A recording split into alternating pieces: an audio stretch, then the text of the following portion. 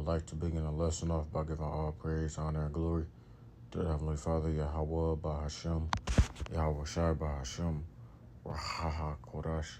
Double blessing and honor to the apostles and the elder bishops of Great Millstone who taught me this truth through the spirit and the power of Yahweh Bahashem, Yahweh Shai. Shalom to the brothers out there pushing this truth, the peace and sincerity, the Akim, as well as you few sisters out there listening and learning, the Akwat. To you, I say Shalom. It is your brother, Karatazagabar, back with another lesson through the spirit.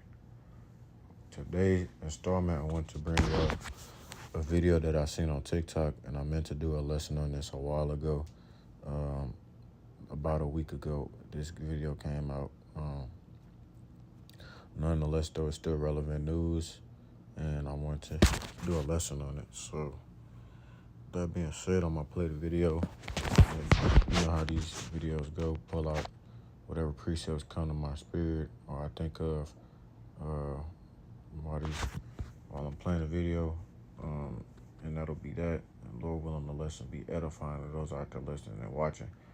This video I'm making it is not monetized. I'm not doing this for monetary gain. This is for educational purposes only, for edification purposes. So YouTube, please do not strike this video down. Now that I put that out the way, go ahead and play this clip. The U.S. Congress has introduced a bill to withdraw the U.S.'s NATO membership. H.R. 6508, if passed, will withdraw the U.S. from NATO immediately. And President Trump has already said he would sign the bill. Thomas Massey, who introduced it, says NATO is a Cold War relic. And by being a member of the alliance, the U.S. is spending $500 billion a year on protecting Europe. Because NATO's afraid that Russia will invade them, even though Russia's never invaded NATO. But now, this goes back to the video I was talking about last week that I made. Where is that at? The fact that they are making it seem like Russia is a threat to NATO, and I mentioned that in my lesson as well. They're making it seem like Russia is a threat to NATO, as if Russia has ever made any threats or anything like that to NATO, right?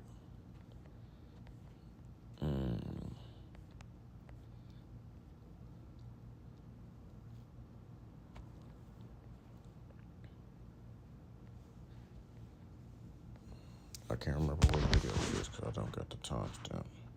I mean, Salaki, not the timestamp, but the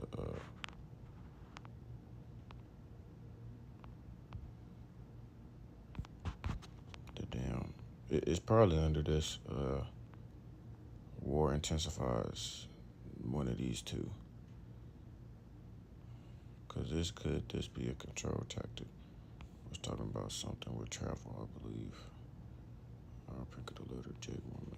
Yeah, I think it's one of those two videos. I mentioned that though, like how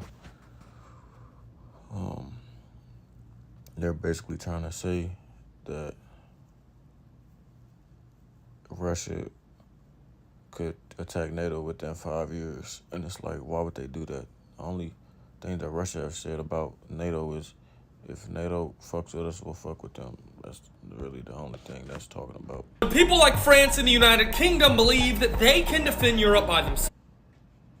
Their army isn't big enough, but go ahead. Protecting Europe. Because NATO's afraid that Russia will invade them, even though Russia's never invaded NATO. But people like France and the United Kingdom believe that they can defend Europe by themselves, even though every time they're... That's like, let me go back, Salaki. So he says NATO is afraid of Russia. That's just like saying you afraid somebody gonna hit you because you thinking about hitting them. As in, you scared somebody gonna punch you because you thinking about punching them. So then you start making assumptions or false statements saying this person wanna hit me. I think this person gonna hit me. Why would they punch you? I ain't worried about you.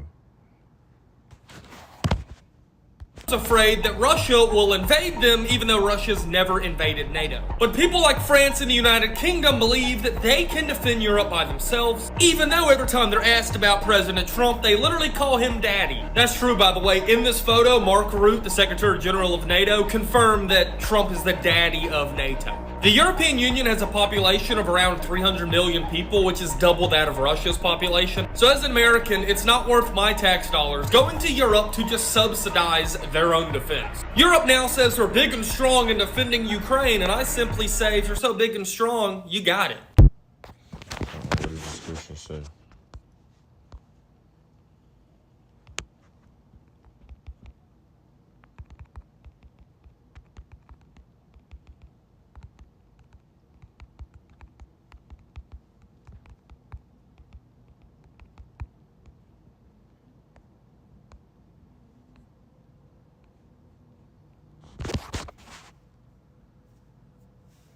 Joel 3 and verse 9, it says, "Proclaim ye this among the Gentiles, prepare war, wake up the mighty men, let all the men of war draw near, let them come up. Beat your plowshares and the swords and your pruning hooks and the spears. Let the weak say, I am strong." Right? That's what's going on right now. Or at least from what he said in that clip. But yeah, man. Like I always say, these Edomites, their house is divided. You have Edomites going against Edomites. And whenever that's happening, that's a good thing for everybody else. Especially for us, it's marking the end and the fall of their kingdom. Nonetheless, though, these other countries, they don't really like America. Number one, they don't like Donald Trump. Donald Trump, before he even really got into office or at the beginning of his term, said that he was leaving NATO, and or he said he wanted to, and that they wanted to get out of the WHO, World Health Organization, because of how much money they've been spending.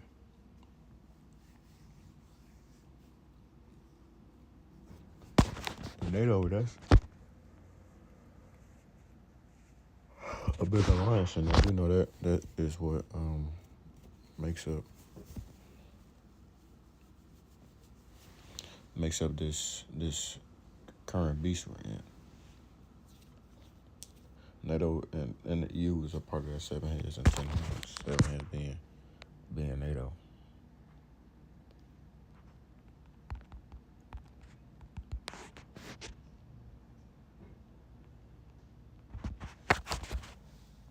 And they're gonna be a part of that fight as well. It's really looking like it's NATO versus the BRICS, man. NATO's biggest competitor is the BRICS nations.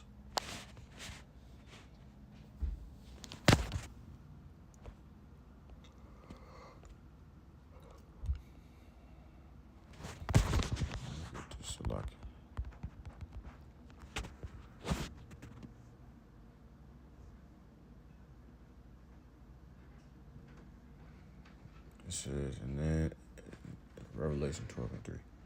And there appeared another wonder in heaven, and behold, a great dragon having 7 heads and 10 horns, and 7 crowns upon his heads. Right. That is what the beast, you know what I'm saying, the revived Roman Empire is made up of. And those nations, this is again part of World War III prophecy. Because if America leave NATO, like they said, NATO, the head of NATO is America right now, right? The great whore.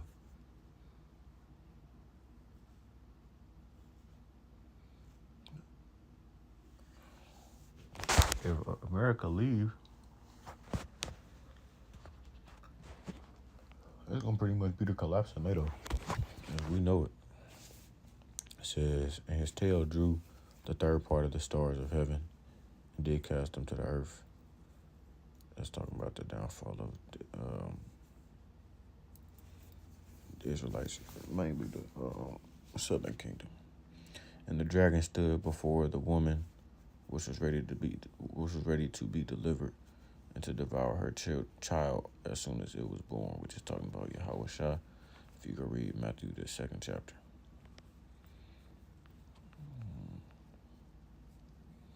You go down to verse 7, and there was war in heaven. Michael and his angels fought against the dragon, which, like I said, is made up of the EU and NATO. And the dragon fought and his angels, and prevailed not, neither was their place found any more in heaven. So this is a part of biblical prophecy, man. You know what I'm saying? NATO. That's what it lines up at in the scriptures. Along with that, they're going to fight against the Lord of hosts, heaven's armies. And they won't prevail. So,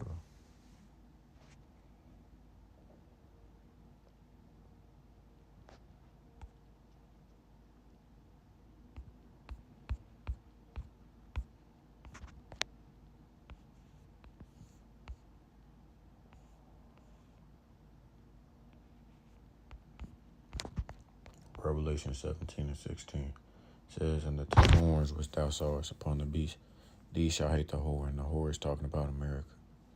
Like I said, the 10 horns is the EU, and NATO is the 7 heads. But nonetheless, though, you know, a lot of those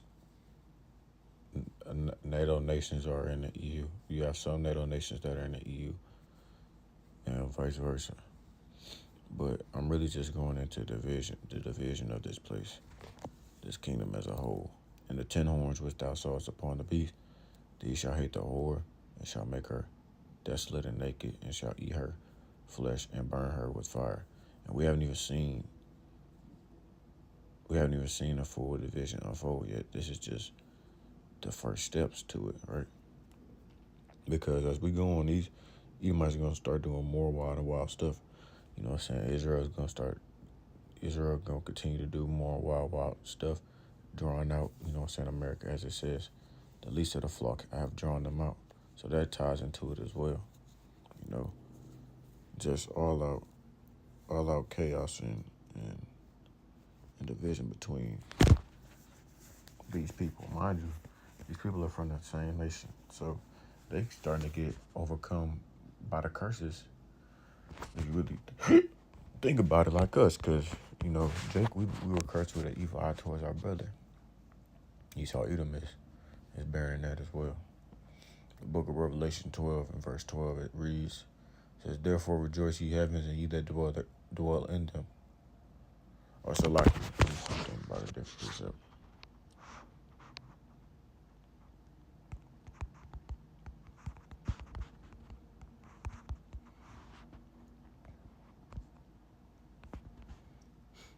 Matthew 12 and 25, and it says, and Yahweh Shah knew their thoughts, and said unto them, every kingdom divided against itself is brought to desolation. This kingdom is divided, man, and it's going to keep on dividing.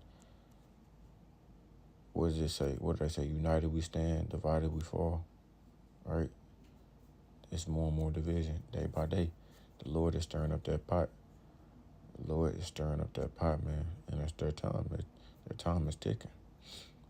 And Yahweh Shah knew their thoughts, and said unto them, every kingdom divided against itself is brought to desolation, and every city or house divided against itself shall not stand.